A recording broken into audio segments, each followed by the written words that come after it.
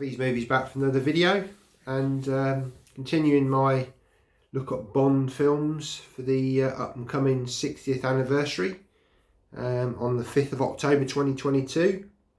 I thought I'd look at Goldfinger, the Sean Connery famous film, probably one of his most famous of his era of Bond.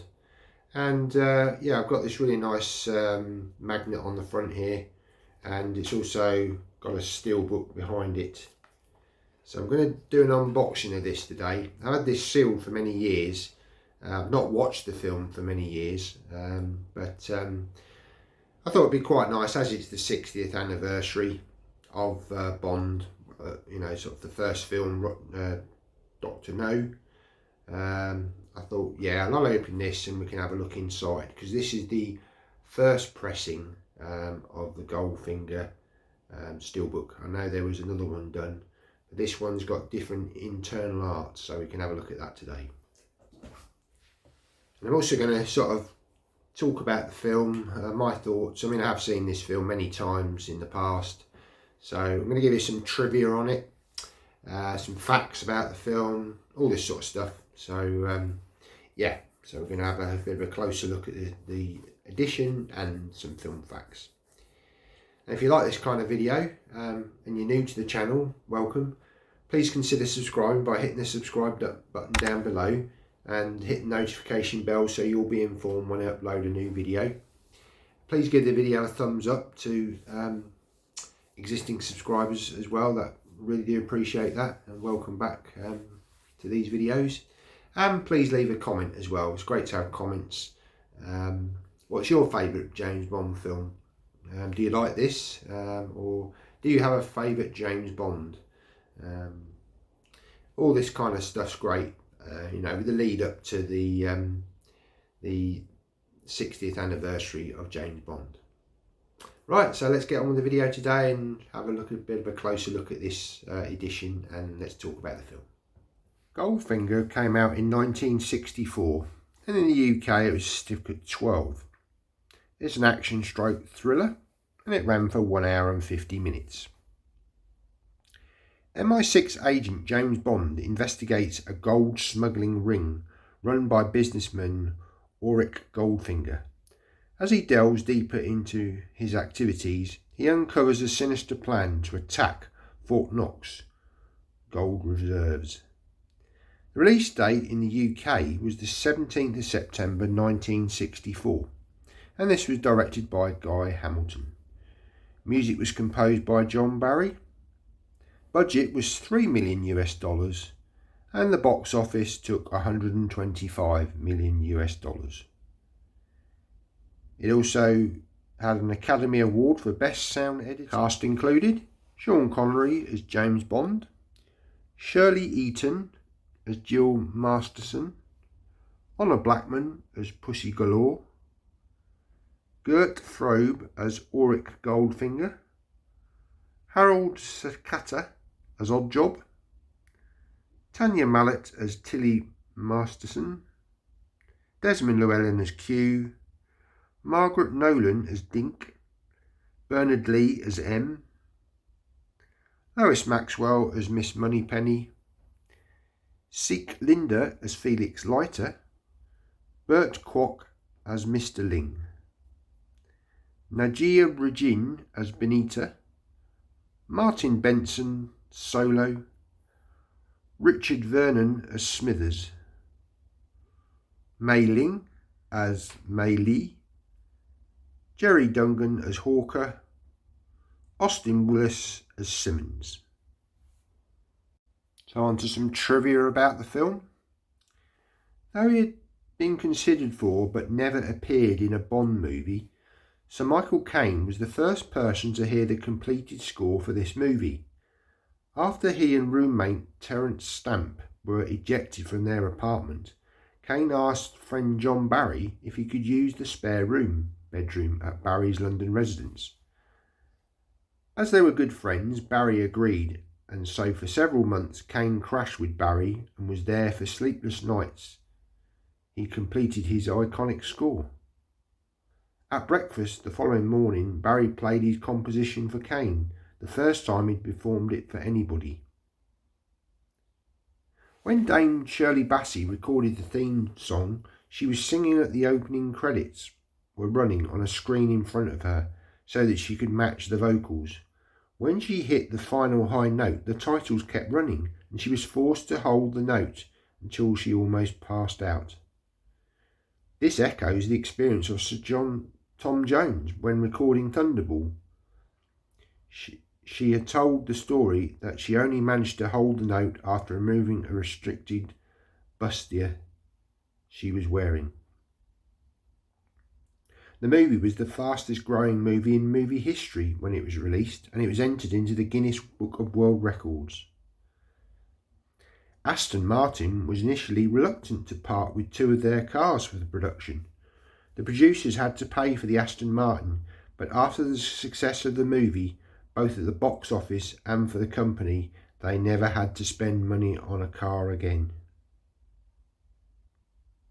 The first appearance of a laser beam in a 007 movie.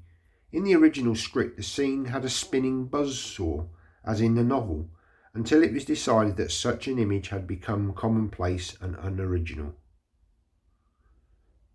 Pussy Galore, played by Honor Blackman, introduces herself to James Bond, who replies, "I must be dreaming." The original script had Bond replying, "I know who you are, but what's your name?" This was deemed too suggestive and was changed or bleeped in some markets around the world, especially for the country of India. Sir Sean Connery hurt his back during the fight sequence with Harold Sakata, Oddjob, in Fort Knox.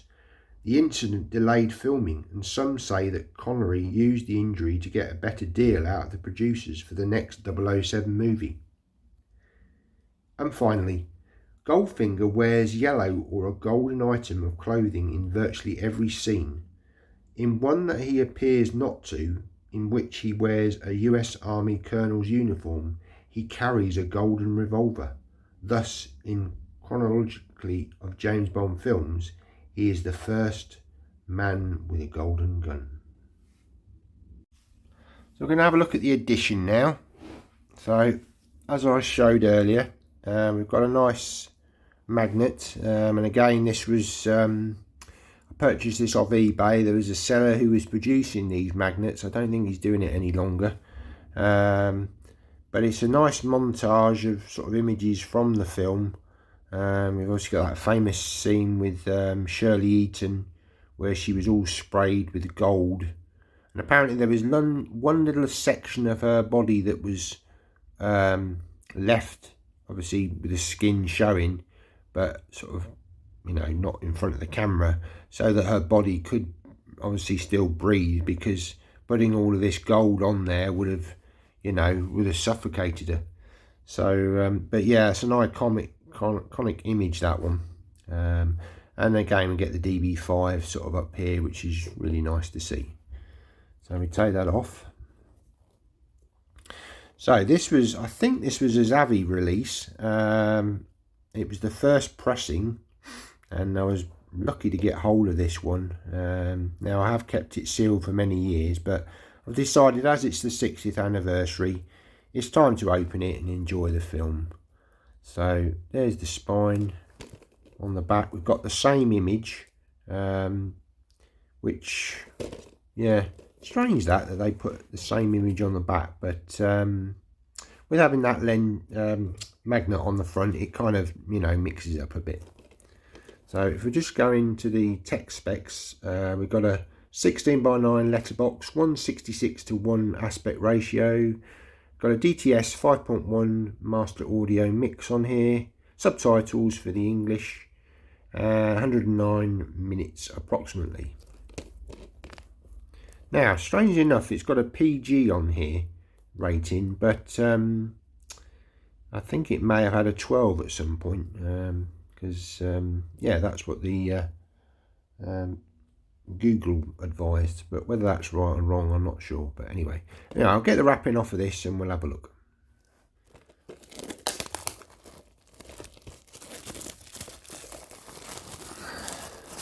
Okay, So it's got one of these wraparound J cards. It's got a matte finish on the front here, and then we've got obviously the gold of Shirley Eaton, and you've got, you see, Bond and Pussy Galore on the sort of silhouetted there. And you can see here, actually, this was to celebrate 50 years of Bond, because there's a 5 over here. So yeah, I hadn't noticed that actually before. So we'll take the J card off. Just bear with me a sec. So it's actually one of these ones you just slide off. Okay, so what's really nice about this is you've got some debossing here on the title. So I didn't realise that. That's really nice. And obviously the silhouette of the 50 in the background. So there's the spine. And then we open the back, is the same image but without the title, and you just got the sort of information at the bottom there. So we've got nice sort of gold around the edge, the top and the bottom. So we open it up. Now this is what's different about the inside of this one. So we've got the Blu-ray disc there. Take that out. So now what's really nice about this edition is that inside artwork. So you've got obviously kind of like tech specs, I suppose, of the Aston Martin DB5. Now I do believe on the re-release of this there's just that sort of 007 on the inside, which is kind of cut off as well. They seem to do it for all the Bond steelbooks, and personally not a fan of that. I just think it looks silly. I'd rather have it centered in the middle. But there we go. That's, you know, that's what they do. But yeah, this is fantastic, having this inner artwork. You know, with sort of the drawing of the Aston Martin. So yeah. So I kept them sealed for many years, but I just thought it was time to open it, you know, for the celebration of the 60th anniversary of Bond, not of the film, but of Dr. No's first appearance. Okay, so probably what I'll do with this is I'll put it in one of these protective bags, and I think I'll use that as the front image. And then what I've done is I've put the magnet on the back, because it's the same image that you get on the back, but it's nice to have that obviously alternate artwork replacing the J card, which has just got all the specs on it, and it still holds the magnet there. So it's quite a nice sort of combination, in my opinion. So on to my thoughts about this film. Yep, this is my personal favourite Sean Connery Bond film. Thought this was fantastic. Really enjoyed sort of seeing the DB5 in the film, driving the DB5 with the little gadgets in there. You've got the ejector seat, you've got the guns that come out of the front and spray that, oh no, the machine guns, aren't they? Machine guns out the front, and there's stuff that sprays stuff onto the windscreen out the back, I think, if I remember rightly. And you've got the shield that comes up that protects the car as well. So yeah, wonderful to see the you know, the DB5 in this film.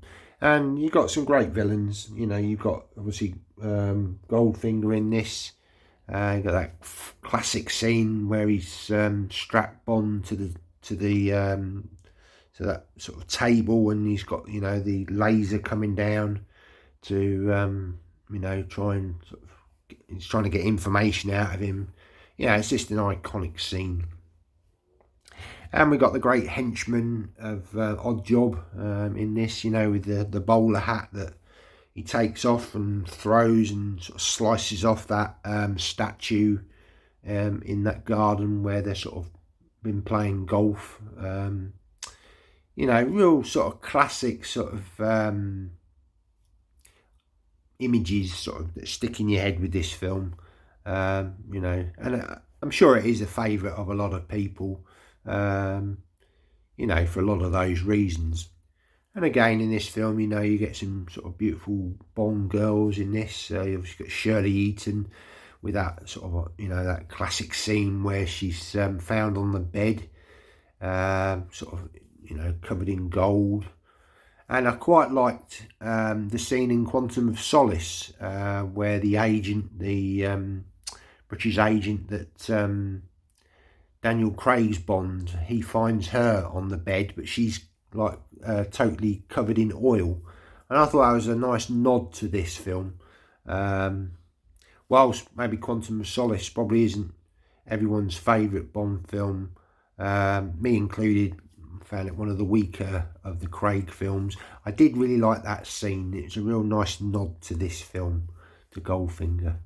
So yeah, guys, that was sort of a closer look at the Steelbook Goldfinger, the initial release. As I say, I've opened now, and yeah, I'm really impressed with it. I knew that inside artwork was there, sort of with the Aston Martin, the DB5, and you know, that's one of my favourite Bond cars.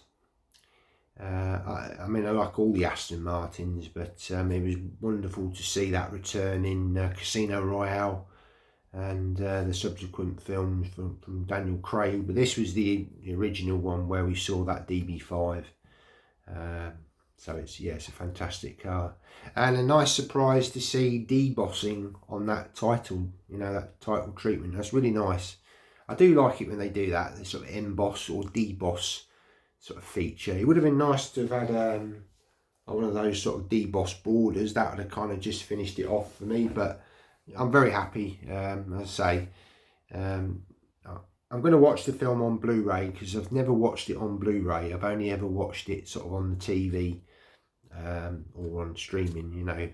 So yeah, I do plan to watch this film sort of near to the you know, the 60th anniversary. It's just a sort of celebration of it.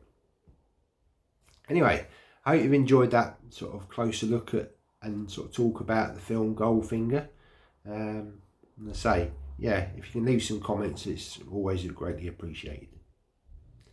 Thanks very much for watching the video, guys. Take care and see you in the next one. Bye now.